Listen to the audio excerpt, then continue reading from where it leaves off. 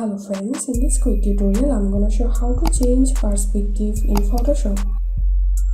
Right now I'm gonna put this image into this wall. I'm pressing Ctrl and clicking in this thumbnail and the image will be selected here. Now I'm pressing Ctrl C to copy this image.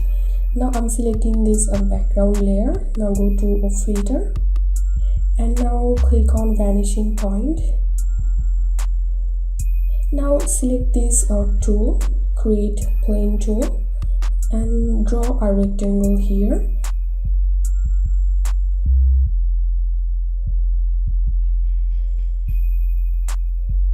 Now simply press on Ctrl V to paste the copied image here. Drag the image and release it inside the rectangle area. Now click on OK. And here we can see perspective has been changed. That's it for now. If you benefited a little from this video, then make sure to subscribe this channel. Thank you.